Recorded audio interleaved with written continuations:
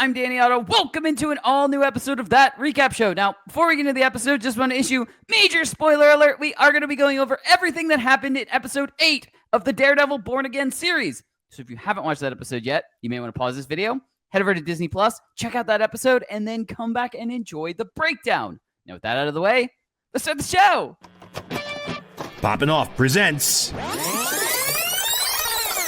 That Recap Show.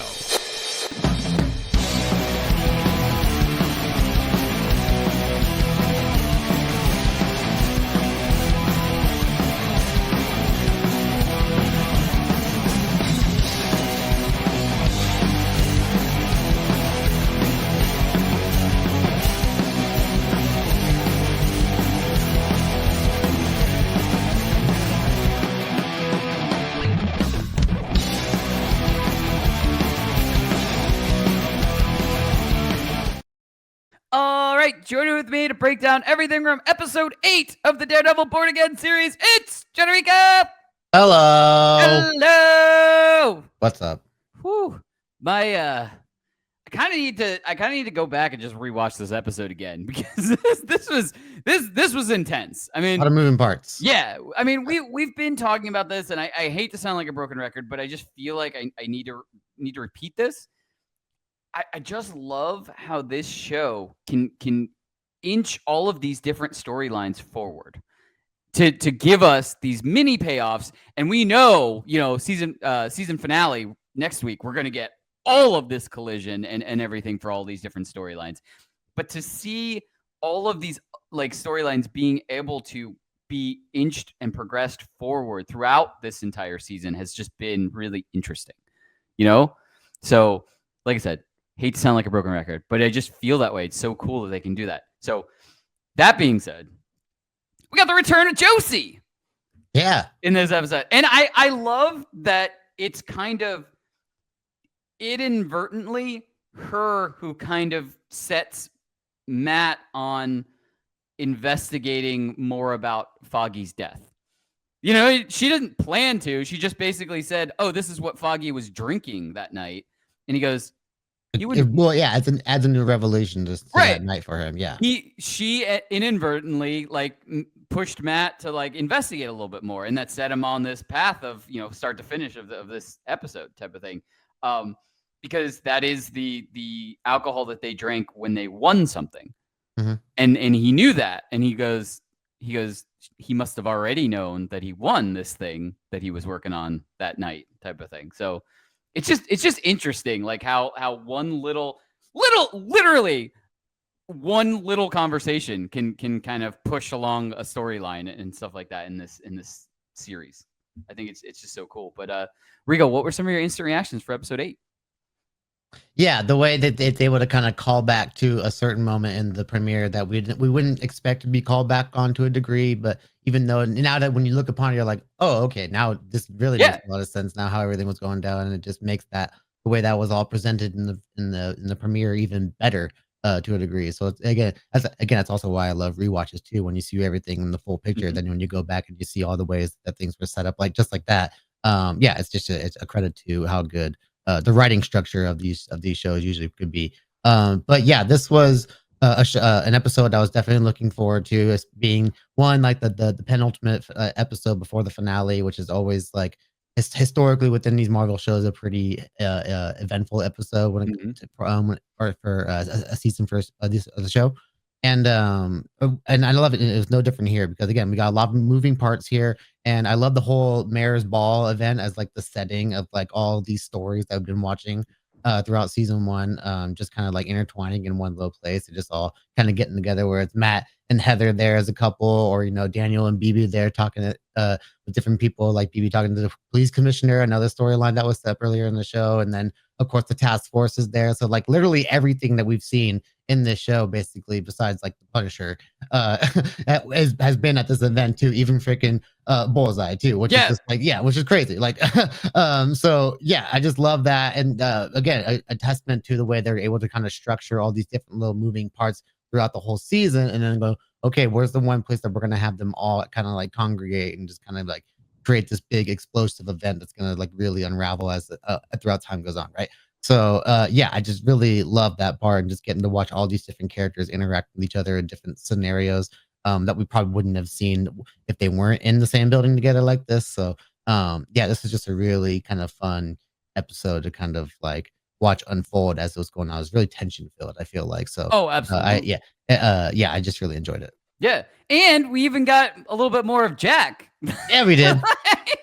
And we find out, the only reason he's ever going to fund anything for Fisk is because he's being blackmailed because Yeah. he was a vigilante. It sounded more like that was like an isolated time Yeah, period. yeah, He's not yeah. really doing it actively so much anymore.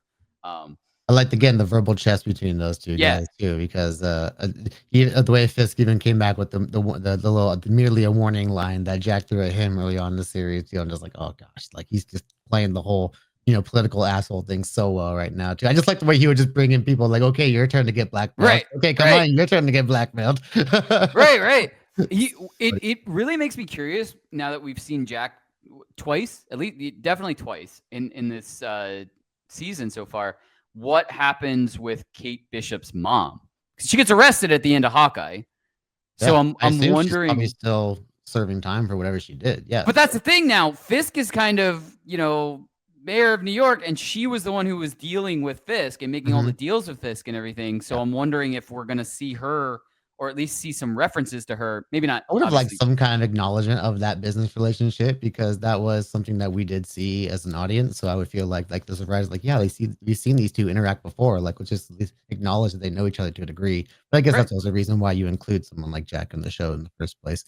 But yeah, there was also a line in the show where I think they said like vigilante crime is down like 35%. And so I'm wondering like which vigilantes in the New York area have like suddenly not done as much. Like I'm trying to think like Marvel hero wise, like who's out there and who's like just kind of like decide to like not do some stuff for now or whatever it is. So yeah, it's just a fun little interesting episode that kind of sets up a lot of moving pieces later on in the series, I feel like. Yeah, I mean, they could have got that stat from anywhere. They could have been using Muse as that stat too, because they're not how are they steering it? But there's also a hint that there's a whole bunch of other people out there as well. So yeah, I mean, that's the thing. Yeah, I mean, now that we know, it's fair game for any of the Netflix Marvel heroes. Like, that could have been a reference to Luke Cage. Maybe he's not doing anything, or he's laying low for a little while, or Jessica Jones. Maybe she just stopped doing stuff because, like, you know what I mean? Like, there's anything at this point. Yeah, I definitely think there's going to be so much more of the anti-vigilante task force in season 2. I mean, we're already seeing some leaks from that where like obviously it's getting bigger and stuff like that.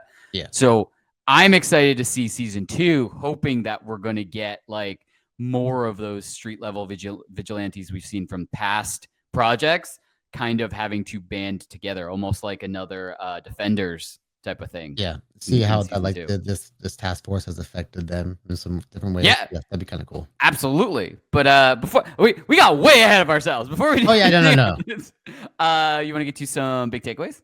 Yeah, let's do it. All right, I'm gonna go big takeaways with just a broad statement that I said to my TV when I was watching this episode. What the fuck? I was matching Matt's tone. Like, I mean, you said even before we started recording, we got the whole "fuck you" from Matt. I know he's very upset. So I matched his energy. Said, "What the fuck?" I'm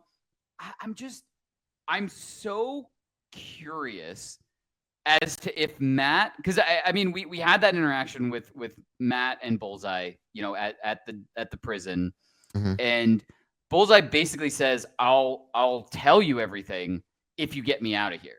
Full well knowing if Matt does anything through the legal system, there's no way he's getting him out of there.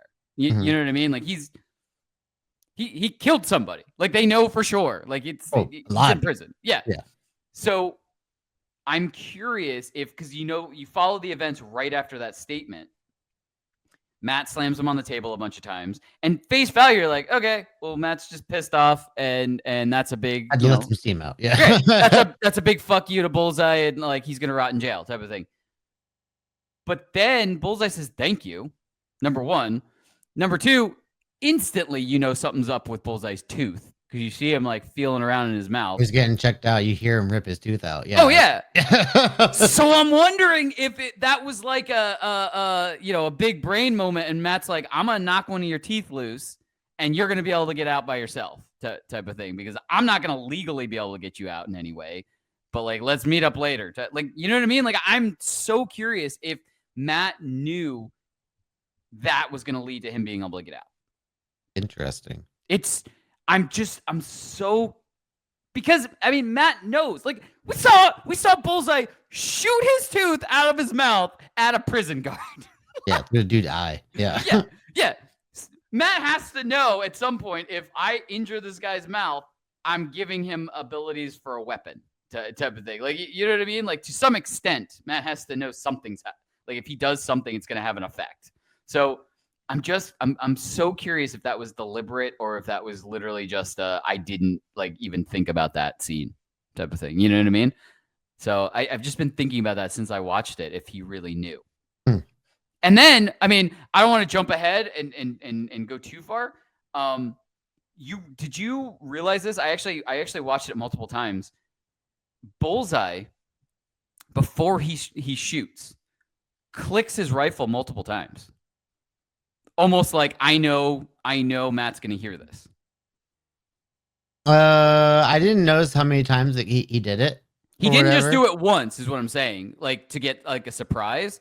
Like, he did it multiple times, and I took that as, I'm doing this multiple times, so Daredevil. Did it show him do it from two different perspectives? Is that what it was? Like, it showed him do like a camera shot on him, but then it focused on Matt, like starting to hear it, and then that's when he hears it, possibly. That's possibly. It could possibly be that, because I always wondered that, like, if he didn't just load it twice, or if they just go like they show him load it, but then they show the point where Matt hears him load it as well. So I think that's how I took it when I heard it, because I took it as, my favorite part about that shot is how they went back to the full screen ratio to show Matt's hearing abilities again, which was a great callback to episode 1, of course. And we were talking about how these last 2 episodes and the first episode were really like the new stuff. Right. And so this is really like how it felt like some of the tone of the new vibe of the show, like just and how they called back to that early stuff. Tone and cinematography. We were talking about exactly, cinematography as well. Yeah. So yeah, I just love that part. I was really more in like amazed like with that part, like, oh, they did the thing again, and then I didn't even pay attention to how many times he loaded it, I think. I got laser focused on that. Like, I took it as he did it twice, almost as like I want you to know I'm here. So, like, I'm doing this type of thing. And because he knew Matt was going to hear it. No one else was going to hear it. So he felt comfortable to do it multiple times. I could be wrong. You could be absolutely right. It could be a perspective thing to kind of just display how I had to see it again. Yeah, I mean, I'm not 100% sure. I'll definitely rewatch it, because like I said when we first started recording, like I definitely feel like this is almost like when you watch a movie and you get out of the movie theater and you're trying to digest everything you saw, and you're like, I just want to go see it again, just so that I can pick up the different things that I didn't pick up the first time through. So like, I definitely want to, I want to rewatch the entire season, but I definitely want to rewatch this episode in particular, just because I feel like I was intaking certain specific things, and I want to see if I see anything different the next time I watch it, knowing some of the other things I already know.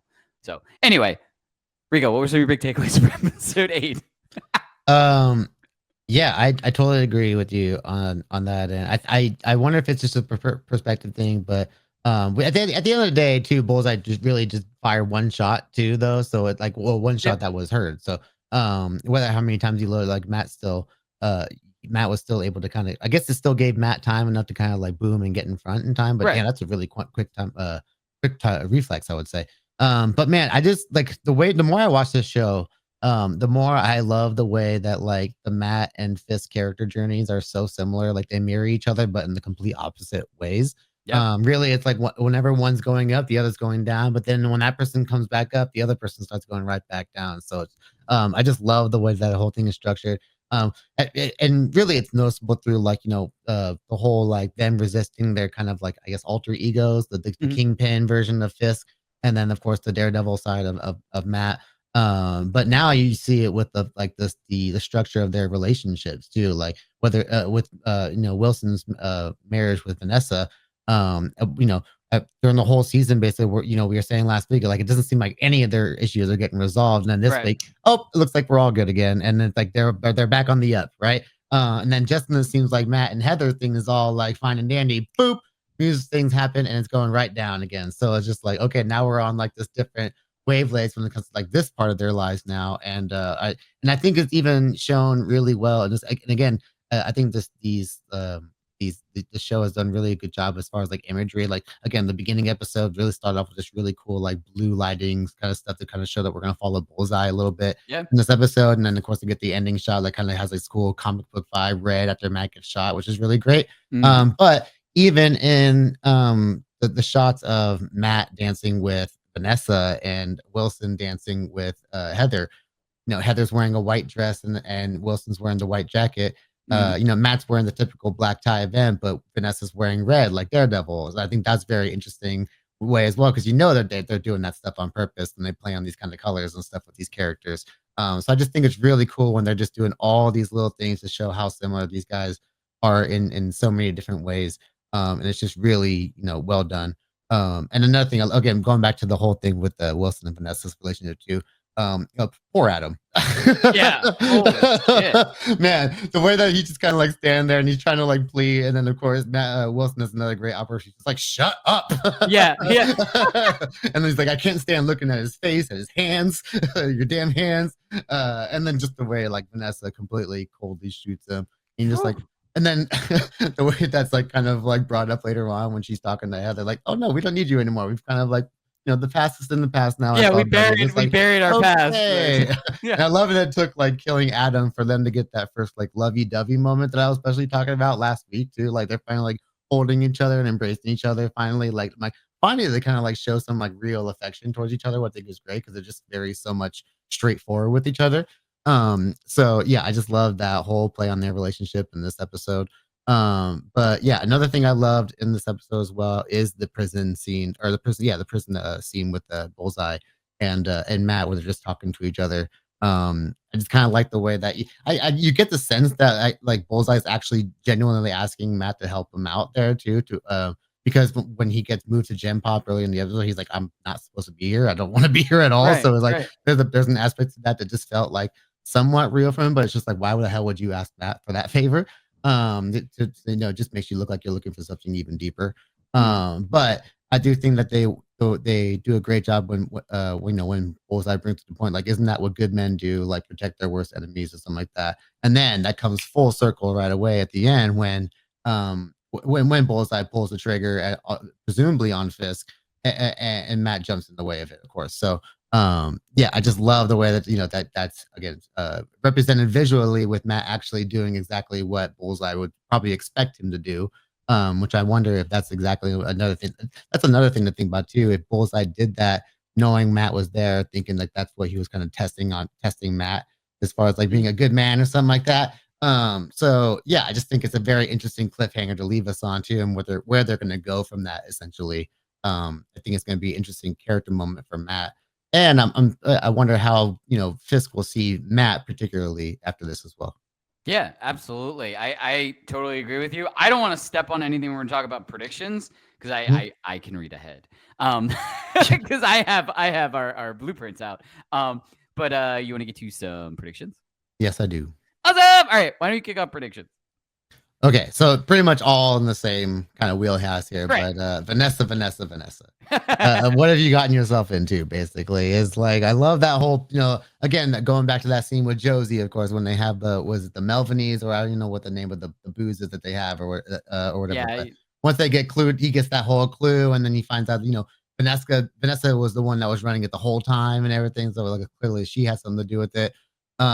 So and I think also the way that they kind of framed Bullseye kind of setting up the shot before he pulled the trigger. Like you didn't really have an idea who he was aiming at first. Right, like exactly. I just like the way they kind of play with that. And then once the trigger's pulled, then we see Matt jump in front, and you're like, oh, okay, that's where that was going. But I wonder if he just assumed that like Fisk has something to do with everything that's happened to him, getting him put in prison, stuff like that. But he doesn't know that it's actually Vanessa. So that's an interesting play to go into. But yeah, why did she have like Foggy killed to begin with is essentially the biggest thing.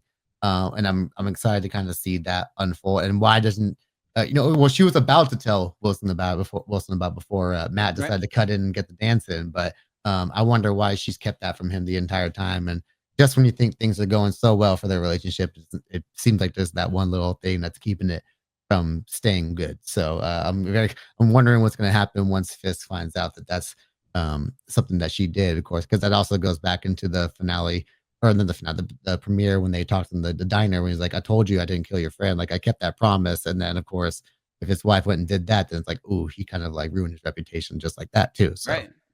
yeah, that's going to be a very interesting thing to watch going forward. Yeah. And I mean, almost completely along the exact same lines as you, I am so invested on like what is Vanessa pulling behind the scenes, because she basically I don't even know at this point, is she manipulating Fisk this entire time too? Because like you said, I think originally Vanessa hires Bullseye to kill Foggy. Mhm. Then obviously Bullseye goes to jail, which, he's under protective custody in jail. And I think then Fisk is the one who kind of puts him in Gen Pop or gets him into Gen Pop because he's now the mayor type of thing. So I think yeah, they did that because what I forget what his other lawyer, the other lawyer that Matt works with, her name, but she does say that it is under Fisk order, right? I think that's what she said. Yeah. Yeah. So I'm wondering if Fisk inadvertently did that just because, just like I don't like this person anymore. Like I just want him to be dealt with type of thing. But I'm wondering, like, at what level is Vanessa kind of manipulating the entire situation? Because did she like know that Matt was going to eventually, confront Bullseye? Bullseye was going to say that's what good guys do or good men do, protect their worst enemies. Mm-hmm.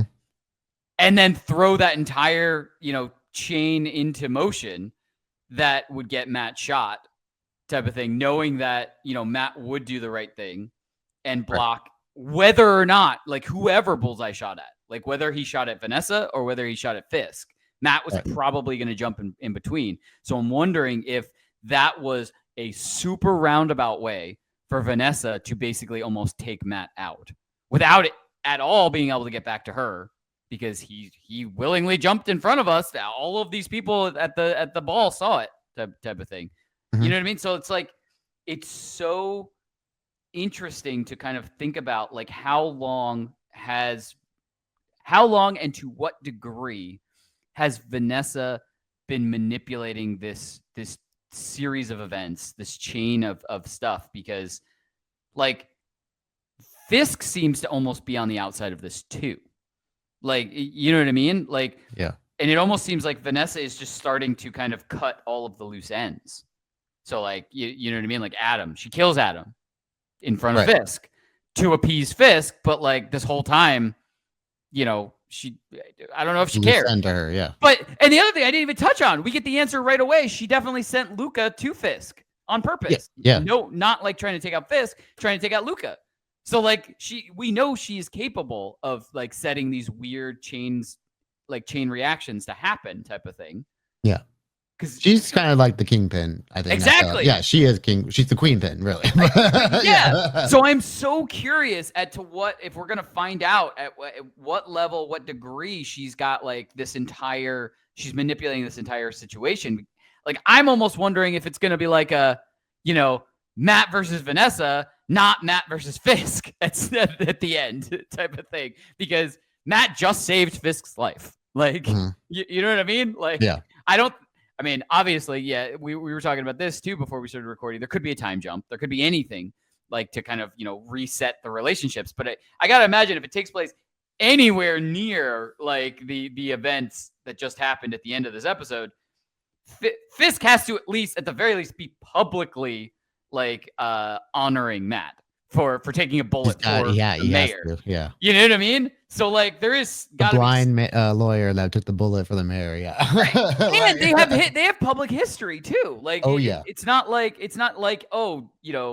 Daredevil didn't like Fisk and Matt like was fine with him. It's like both alter egos of Matt didn't like Fisk publicly type of thing. So it's so crazy to think about what's happening in next episode. But I'm very interested to see like what this chain of events, what set all of this into motion, and how much of this was controlled by Vanessa.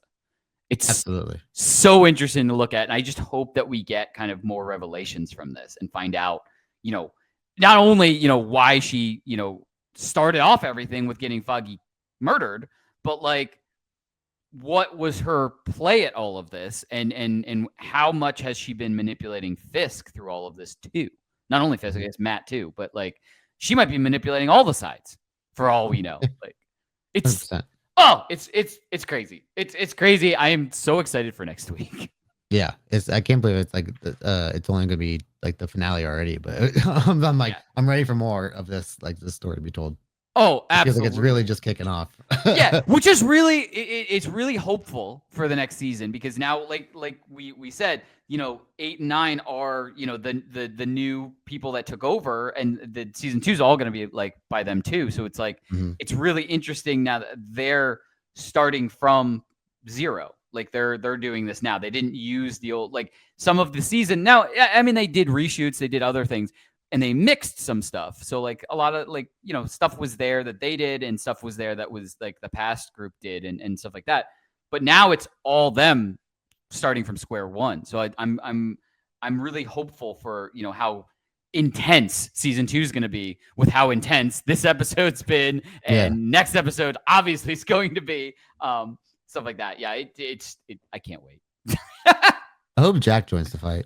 Yeah, and some of the LARPers Guild. Imagine like the Punisher fighting along with Jack with his sword. Like it just seems so funny and awesome to me.